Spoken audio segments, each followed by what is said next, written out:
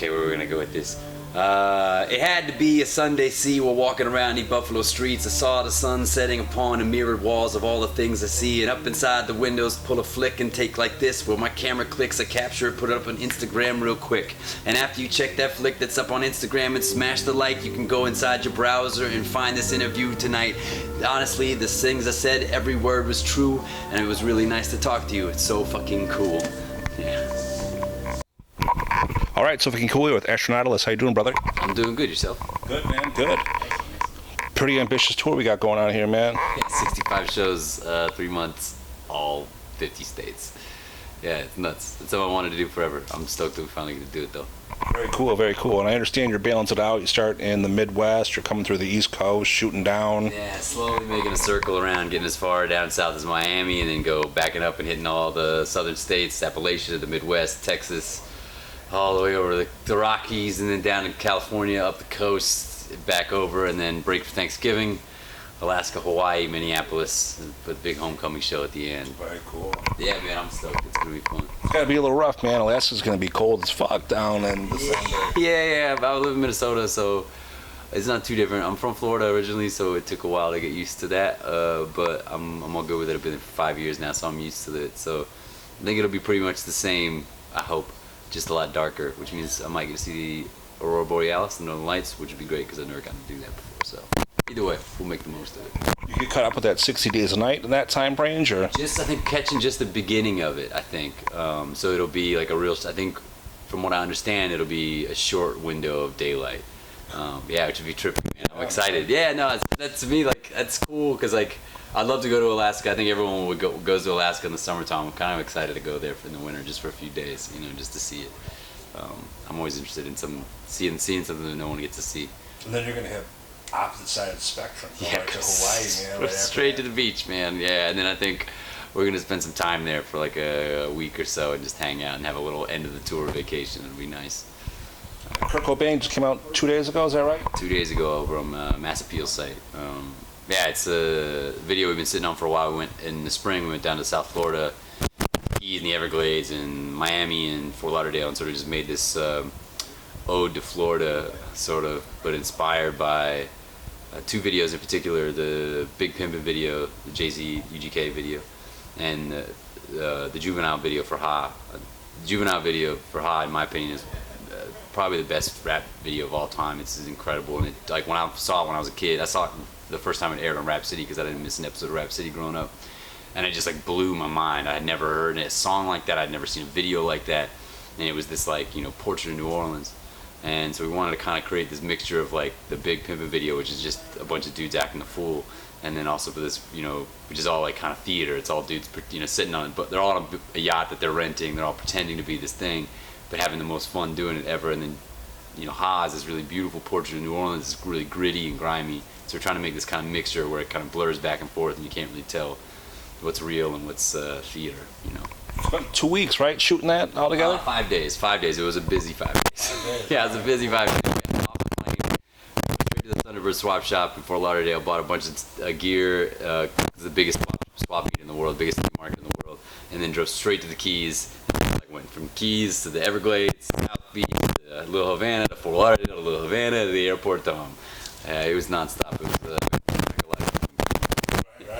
Yeah. Now the basis of that song actually comes from some life experiences, right? The whole sort of impetus of the song started. The core of it is about the 2 times in my life that I've had guns pointed at me. Once when I was 17 years old, I got pulled over running. I was doing 11 miles an hour with the speed limit. The motorcycle cop just rolled right up on the window and pointed the gun in the window.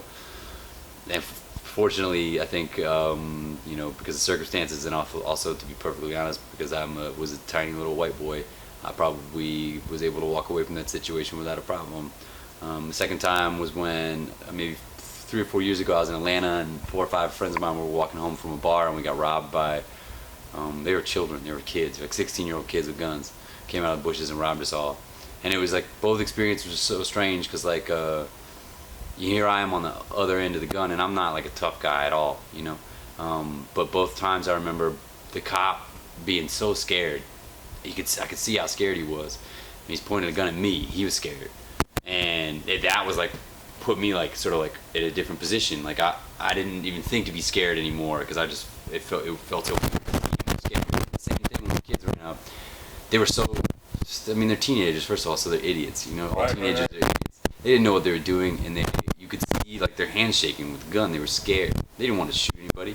You know, they just wanted our phones and our wallets. And that was like a really interesting sort of realization to make, that like in these two positions where you know, from the outside looking in, you would think the person with the gun was the one that had all the power, but both the people with the guns in these situations were scared of the people without the guns. They're scared about the situation.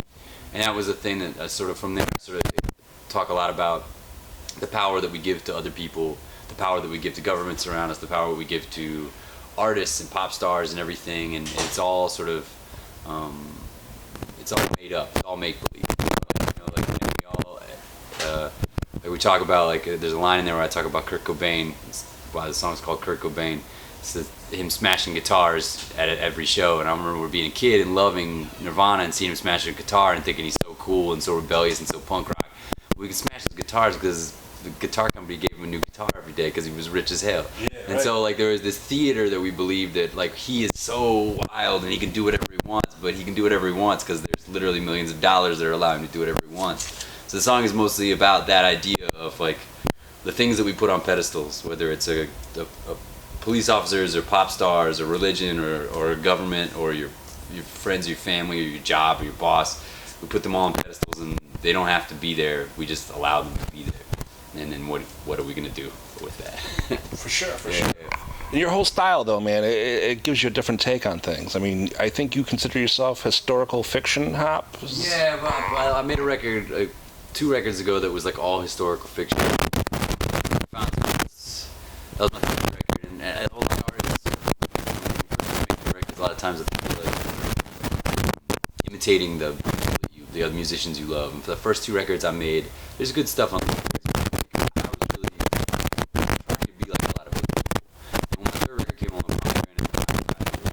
Stopped writing about myself and I started writing about figures of history. It's like weave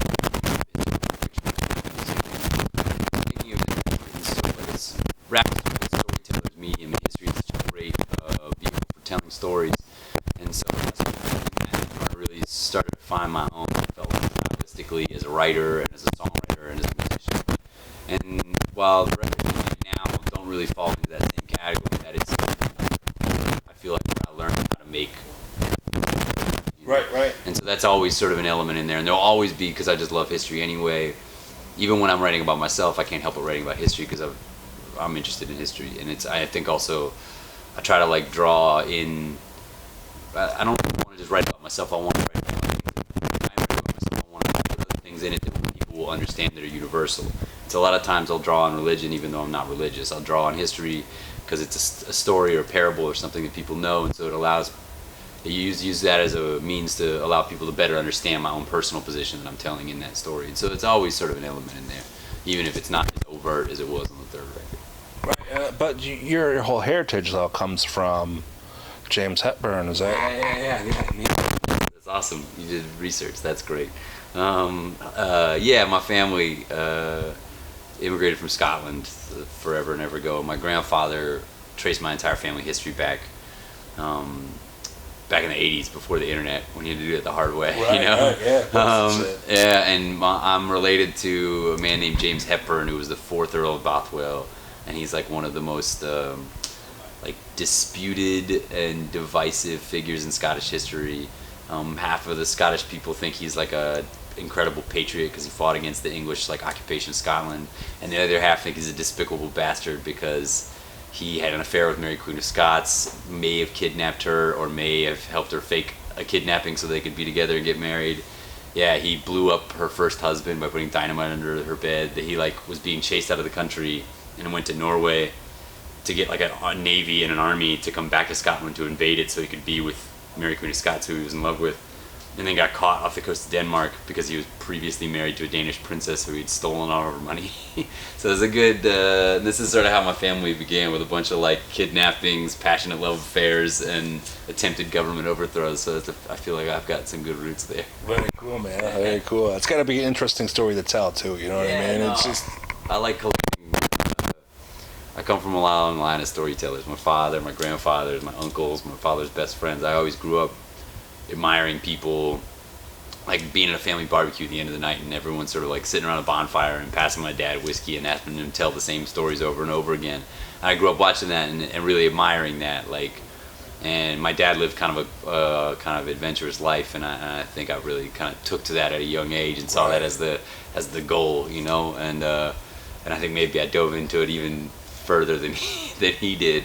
But as a result, like there's a high priority in my family, you know, and my circle of friends too, on the the stories that you have collected by the time you're done, living your life. And so, yeah, I really enjoy having a good file to dig through. Very cool, man. Yeah.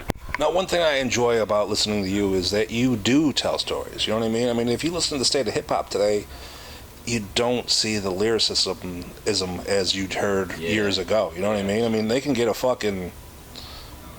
phrase and repeat that shit throughout the whole song, and you don't even know what's going on. You know what I mean? I mean, like, you don't hear the storytelling of Biggie. You don't see Tupac's style.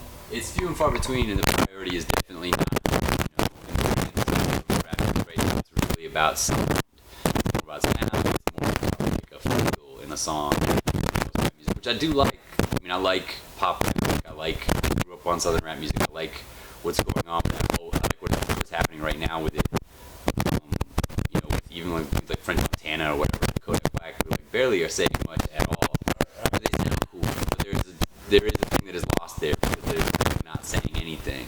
But by contrast, I do find it super exciting with rappers like Kendrick and kind of some lesser known dudes like Mick Jenkins, especially. Like these guys, there's a lot of like really smart and thoughtful young dudes kind of coming up now that are not making big pop moves. Like, none of them are like, with the exception of maybe Kendrick, none of them are making big pop moves the way that like, Biggie would have done in his day or Pac would have done sort of posthumously. But like, there's a real cool sort of scene that's happening in kind of strange places too, in like suburban Florida with dudes like Denzel Curry and stuff like that. Mick Jenkins at Chicago has said, and like a lot of the dudes, there's a crew in St. Paul called The Standard that like they have a really cool, thoughtful way about writing and telling stories that to me is super exciting. And to be perfectly honest, right now I think it's the most exciting time that I've ever experienced in rap music because of this diversity. Right. Because if you want, it's I've been listening to rap music for over 20 years, and there was a time where basically, if you wanted rap music, you basically got one sound, and then eventually you got the New York sound and the California sound, and then you got the New York sound, the California sound, and the Atlanta sound, and then now you just had this crazy spectrum and array of things. And if you want rap that sounds like death metal, you can get it. If you want rap that's just like some ignorant gangster shit, you can get it. If you want this beautiful storytelling, you can get it. Like, to me, that's what's super thrilling about what's going on in rap music right now, is that like, if you're looking for a thing, it's there for you, and someone's doing it really well. It's just not, there's very few people that are doing it on a giant pop level anymore, but that's okay. Now, one thing I understand about your stage presence is that you do something unique, and you have the fans give you a topic and you do freestyles for every show. Yeah, not every show anymore. I sort of just kind of leave it up to, I did it for so long. I came up battling and I came up freestyling before I ever made music, and so that's been something I've been doing for 20 years. And since I first heard rap music, I wanted to start freestyling. That's what I did straight out of the gate. And so it's a thing that I did for a long time, and I got to a point where I was starting to get really burnt out on it, and I didn't want to just become like, I mean, no disrespect, but like Supernatural sort of just became like it was kind of like a parlor trick eventually, and you could tell he was sort of phoning it in a lot of times, and I didn't want it to be that, and so I stopped doing it entirely for a while, and that was really nice. I miss it, and so I do it sort of when it strikes my fancy, pretty much, which is almost every probably it's like 8. I'm ham too, man. I like performing. I like entertaining people. I like, because it is a sort of a magic trick. When it's all clicking, you can see a look on the crowd's face, like, well, how is he doing this, and like that's a thrill for me as a performer. And so I like kind of pulling the quarter out of the audience's ear. But I don't do it every night. I do it when I want to, which is still pretty often. And I take topics sometimes, and a lot of times lately I've been just sort of using it as a a bit of a soapbox to like if there's something that's on my mind about the day, about the world, about the show, about anything. I've started to really enjoy it being as a means of sort of just kind of real, like an open conduit of like emotional connection between myself and the audience. Whereas before, when you take the topics, it's really fun, but a lot of times it's just it's jokes and it's punchlines, and that's fun. It's entertaining, but I'm trying to kind of figure out ways to push it into a different realm where it's not just a parlor trick.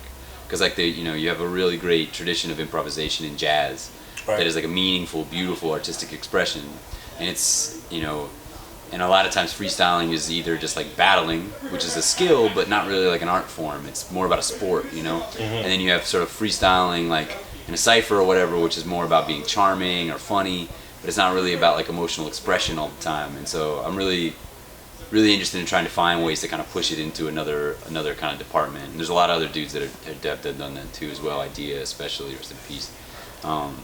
And so yeah, I still do it, but I'm sort of shifting the dynamic on the way that I do it now. Cool. Now you just mentioned that you came up battling. What I gotta ask you is, have you ever had an experience when you're doing a battle rap where it turned ugly? Yeah, there's a song on my record, Filipino last song, the first verse is about when I was 16 years old. I was at a battle in Jacksonville, this club called Hepburn, and like back then, as silly as it may seem to say, like 8 Mile, siding with a lot of publicity, battling and freestyling, changed the sort of landscape of battling. And by no means am I like a groundbreaking revolutionary. Like when I was coming up, I would oftentimes be the white guy at the battle, Right. And now if you go to a MC battle, they just be the black guy at the battle, complete shift. And back then too, like you can go to any college town in America now, and there's an open mic MC night somewhere, at least once a week. And then back then it was like it didn't exist, and so you had to go. If I wanted to freestyle with dudes, I had to go to like graffiti spots or like go to abandoned buildings or like in between the classes in the hall, like waiting at the bus stop or whatever, skate spots, and then every club would have like a rap night. But people were hesitant to have rap nights because they'd always end in fights. And I'm the skinniest suburbanite kid, and I was so naive at the time. Like I cared so much about rap music that I just wanted to go rap. I didn't think about if it was a bad neighborhood or a good neighborhood, or if this was a shitty situation, or if this dude is gonna kill me or not. I just wanted to rap, and I thought like, I'll go here, I'll battle this dude, I'll win, we'll all be cool, and like that's how I thought it would always go. And then instead, these dudes, like I was battling dudes that were like 35 years old that had just gotten out of prison and shit, and I'm like 15-year-old white kid. Class, like suburbanite white kid, super naive. I got so pissed because I've just served him in front of all his friends. And like when I would battle too, I didn't have any sense of like a line. Mm-hmm. If like I had heard your girlfriend had cheated on you, I would talk about it. Like I would go for the throat, and I just looked at it like, I'm here to win. Like you know? And that got me in a lot of hot water. And so I was so naive. I was just like, yeah, I won. And he like storms off, and like I'm just like celebrating the win, and the club owner and the promoter are like dragging me out of the back door of the club and sneaking me out the back door because he was going out to his car to get his gun. And it was just like, and I had no idea, like, why are we leaving so fast? Like, I won, what's the problem? Yeah, and people would, I mean, it is amazing that I went through all those years of battling in Florida and battling in Texas, and I lived in New York for the summer and battled dudes a bunch, and it's amazing to me that I never got knocked out. Like, it's amazing. Right. Because I'd run my fucking mouth, and I am not a fighter. And, like, I had a lot of dudes really pissed at me. But, yeah, knock on wood, I never got knocked out. So, yeah, man. You watch those videos on YouTube, you see it, you know what I mean? You see someone get knocked out in the fucking first lyric, you know what I mean? People get so pissed. And then some of the battles, too, like, I would have battles that were fun, but then I had battles where we were settling beef. Like, there was animosity. We were going into it angry. It wasn't like just a little show of skills. We weren't like sparring with each other.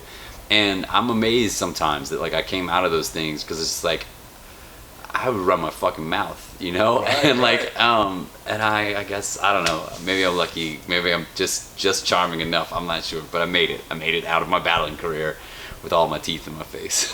Glad to hear that. Yeah, me too. So is my mother. Yeah, for sure. Now, Cut the Body Loose, man, that's Yep. That came out a couple months ago.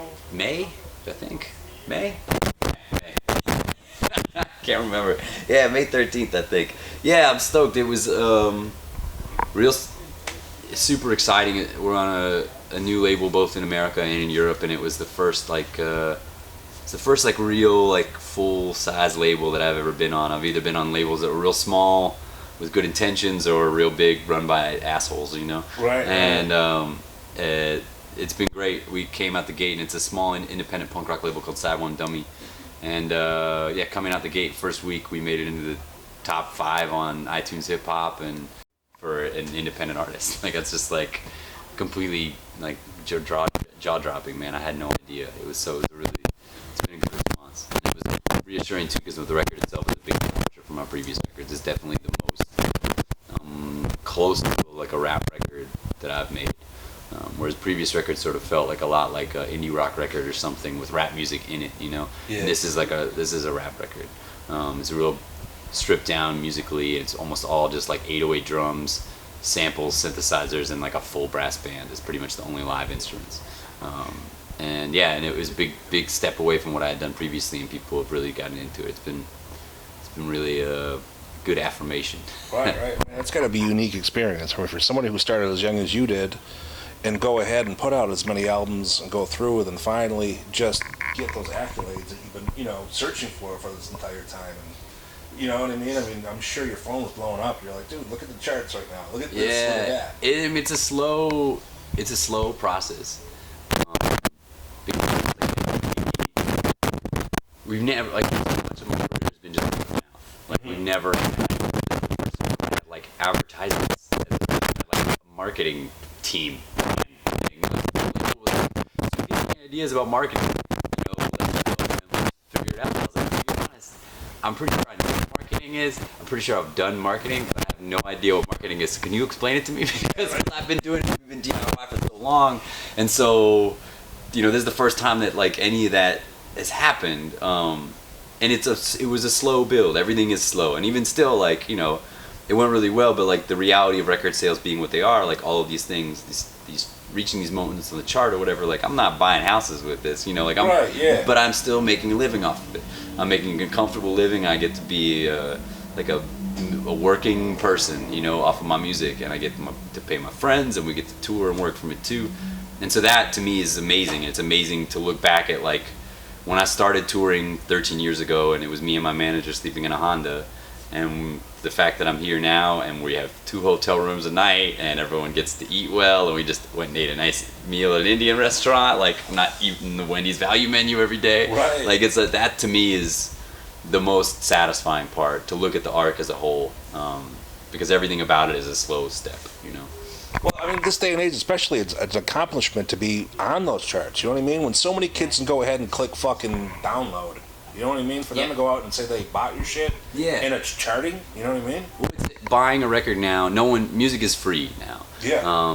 Whether you're pirating it or whether you're just streaming out of Spotify or whatever, music is free. And so for someone to buy a record is inherently like a political act. It's a show of support or solidarity for an artist. You don't have to buy the record to hear the music. You buy the record because you want to give the artist your money. And that's, to me, like the best feeling in the world, when to see how many people bought my record was just amazing, like a real incredible affirmation. Because when you make a record, it's a real lonely process in a lot of ways. You sit in your bedroom and you write, and you go to the studio and you try to figure out things. It's not necessarily fun. It's work, it's like solving a big math problem in your head or something.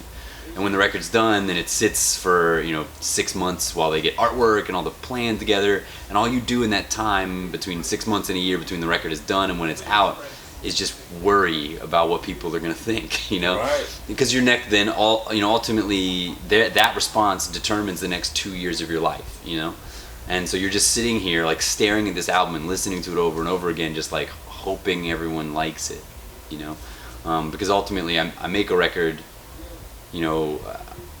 for an audience, but there's a lot. It's at the end of the day, I trust my gut. I follow the songs the way I want to go, and I'm not trying to please everyone. I'm not making pop music, And so to look at that and see all those people that like bought my record, who didn't have to buy my record, they bought it because they wanted it. They bought it because they wanted to give me money. Like when I started charting on iTunes, people were writing me on Twitter saying that they had bought it 3 or 4 times on iTunes to just kind of push it up. Like that's amazing, man. Like that's such a incredible thing. And the best. I have like all the screen caps from the iTunes charts just like saved on my phone, and I'll go back and look at them when I'm having a shitty day.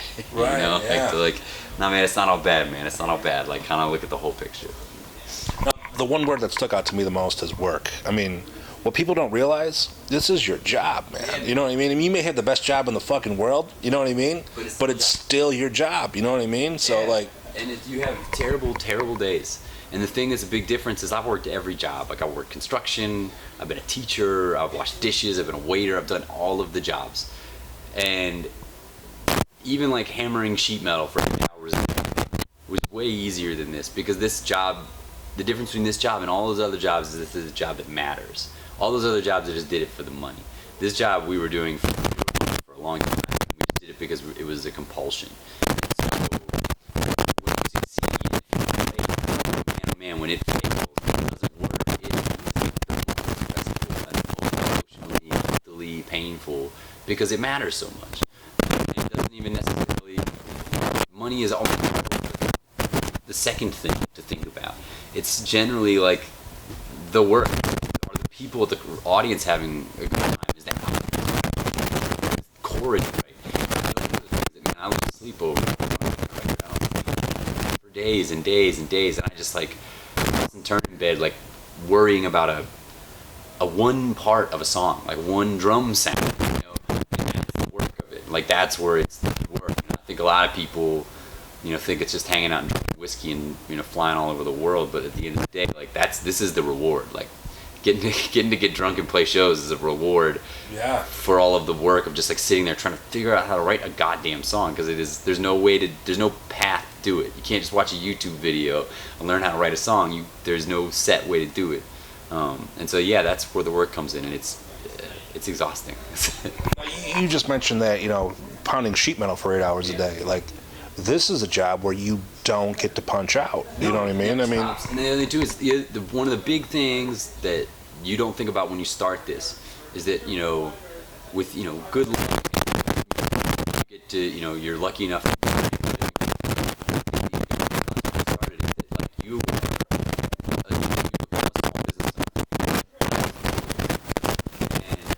probably like 60% of my day is tending to the small business aspect of my job. Like, writing music now is something that comes second. And it's whether it's like, you know, booking plane tickets, figuring out travel routings, thinking of best ways to market a thing, or post on social media, or how to like get engagement, talking to like my employees, like my bandmates, making sure everyone's happy and everything's going smoothly. Like, no one tells you about this when you're listening to Biggie. No one's sitting there saying more money, more problems, but he's not being very specific about the actual problems that are coming. Yeah, no, he's not listing human resources issues. Like, it's a funny thing that you don't think about, and then all of a sudden one day it's just on you, and you're paying taxes, and you're running a business, and that's such a huge part of my life now that I never anticipated. You know, I never saw coming, and I'm grateful to have it, because it means that I have a business. You know what I mean? Right. But it's a whole nother skill that I had to learn, sort of like midstream. You know, like, it's not just enough to make a good song. I also have to make a good song and make sure my books are balanced. You know? Definitely. I mean, one thing people don't realize, though, is that on a tour as big as this, especially, is that it's all day. You know what I mean? You go from city to city. You ain't getting the time to go out and travel around and see the sights of where you are. You know what I mean? No. You drive from date to date. You load in. You sound check. You do your maybe an hour for lunch or dinner or whatever you get to go and spend time. You do your show. You got marketing to worry about. You got social media to plan. You got to deal with your fans that are going through, because you know what? I mean, these people are out there to see you. Yep. If you ain't shaking hands when this shit is done, they're like, you know what? Fuck him. Yeah, you know what I mean? Totally. And I'm here right now. Like, early on, struggle with like friends, especially when friends would come out to the show and they just want to like hang out and get drunk. I'm like, man, I'm at work. Like, this is my office. Like, this is my office. And granted, I can have a glass of whiskey at my office because this is the kind of office that I'm in. But I couldn't come to your office and just like hover over your keyboard and just be like, what are you working on? What are you working on? What are you working on? Like, this is my office. And a lot of people, like, you know, bandmates of mine or whatever, the first times they come out on tour, they struggle with that same thing. And it gets to a point where, like, the more and more I tour, the less I invite my directly to come to shows. Because I just like, man, I don't even want to deal with you guys. Like, 'cause I want my priority is for fans, and I like invite my family out, but they all know and they all know how to do it, and I want to see them. But everyone else is like, man, whatever. And my priority is to the fans because this is why I'm here. Get to spend time with my friend afterwards. What a wonderful thing. But like, that's only if that, you know. And if at the end of the night I'm tired, because I gotta get up tomorrow and play another show for my fans, you know. So yeah, it's a strange thing. When you sit and you're just starting out, you think about all the glory bits, but then there's a lot of sort of crumbs at the bottom of the toaster that no one really talks about that are still like, you know, it's still like, don't get me wrong, it's still the best job in the world. For sure. It's not as easy as you think it is. It's a lot more fucking hard work than fucking you see in the music videos, you know what I mean? You ain't just getting out there fucking doing a show, saying fuck off, smoking a blunt, drinking a shot, and calling it a day, you know what I mean? No, you can do that, but your career doesn't last very long. Right, for sure. And now, I mean, one thing you mentioned too is friends. I mean, when you're at the come up stage of your career that you are, I'm sure they're coming out of their woodwork. They're like, yo, motherfucker, you remember when we battle rap back in the day? And I'm sure the kids that pulled the gun on you are probably like, yo, bitch. I posted like a show, when I posted this tour announcement, like I instantly got texts from dudes I hadn't talked to in 2 years that were like, hey, can I open up for you in this show? And I was just like, come on, man. Which is, it is what it is. It is what it is. You be polite and you go, nah. Like, yeah, definitely. Nah. Appreciate the offer, guys. Yeah, you but know what I mean? I wish the best of luck, but fuck. Yeah, man. Just fucking hand out. No, appreciate it.